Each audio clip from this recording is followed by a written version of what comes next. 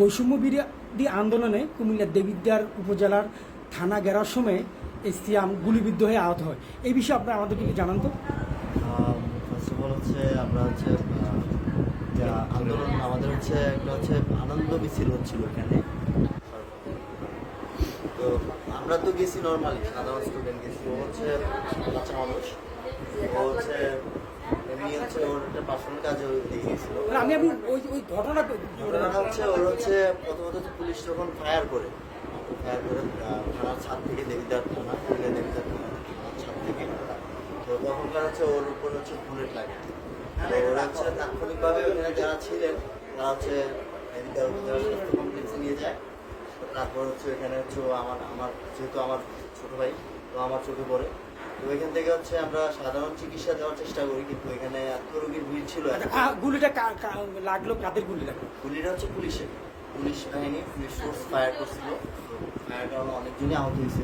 তখন এখান থেকে হচ্ছে অনেকগুলো হসপিটালে যাই, কোথাও চিকিৎসা পাইনি। তারপর হচ্ছে কুমিল্লা আসি, মেডিকেলে যাই, সেম অবস্থা। দেন হচ্ছে আমরা ট্রমা হসপিটালে আসি, হসপিটালে যাই। তার আগে তারপর হচ্ছে ট্রমা হসপিটালে আসি। তারপর হচ্ছে আমাদের ছিলেন। আপনি তো একজন মেডিকেলের স্টুডেন্ট, তার যে গুলির যে আঘাত প্রাপ্তছে তার শারীরিক কন্ডিশনটা একটু আপনি একটু বলেন যদি আমাদের।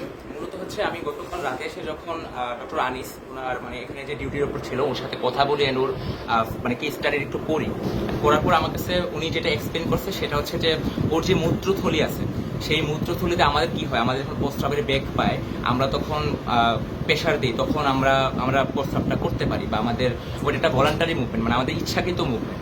বাট ওর ওই ইচ্ছাকৃত মুভমেন্টটা চলে গেছে, মেডিকেল টার্মে যেটাকে বলে ট্রাইগন, অর্থাৎ ওর ওই ট্রাইগনটা ছিঁড়ে গেছে।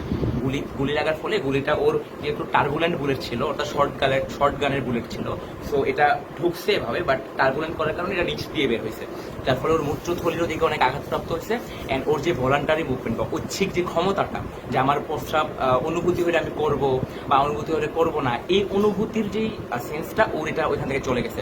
যার ফলে কিন্তু আপনারা লক্ষ্য করবেন যে নিচে তার ক্যাথেটার লাগানো আছে, অর্থাৎ এই ক্যাথেটারটার কাজ হচ্ছে ওইখানে যখনই মূত্র জমা হবে তখনই কিন্তু এখানে এসে জমা হবে, অর্থাৎ ওর কন্ট্রোল আর ওটা নাই, নাম্বার ওয়ান। নাম্বার টু হচ্ছে ওর ক্ষুদ্রান্ত বৃহদান্ত্রটা বাংলায় যেটা বলি সেটাও অনেক আঘাতপ্রাপ্ত হয়েছে। পাশাপাশি ওর রেকটাম বা ওর যে এনাল ক্যানেল, আমরা বলতে পারি এনাল ক্যানেল, অর্থাৎ আমরা বাংলায় যদি বলি যে আমাদের মানে মলমূত্র ত্যাগে যে রাস্তাটা, পায়ুপথটা, সেই পায়ুপথটা কিন্তু খুব মারাত্মকভাবে আঘাত হয়েছে এবং এটার ছবিও কিন্তু আমি দেখতে পাচ্ছি। অ্যান্ড ওই জায়গায় ক্ষত বিক্ষত হয়েছিল। সো মেনলি ওর যে চিকিৎসাটা হবে সেটা খুবই লং টার্ম চিকিৎসা। এখন আপনারা অনেকেই হয়তো বা ওকে এসে সাহায্য করছেন, ঠিক আছে, বাট আমি ওর লং টার্ম চিন্তাটা করতেছি, কারণ ওর ফ্যামিলি ওকে লং টার্ম একটা সাপোর্ট দিতে হবে। সো ওই সাপোর্টটা চিন্তা করে আমি কুমিল্লা যারা আসেন আমি এটা মানে আশা রাখবো যে ওর লং টার্ম চিকিৎসার দায়িত্ব যেন নেওয়া হয়। আপনারা আসছেন চিকিৎসার দায়িত্ব নিব বলে চলে যাচ্ছেন, সেটা যেন না হয়, লং টার্ম যেন ছেলেটার পাশে থাকার মানে থাকতে পারেন আপনারা বা থাকেন, সেটাই আমার আশা।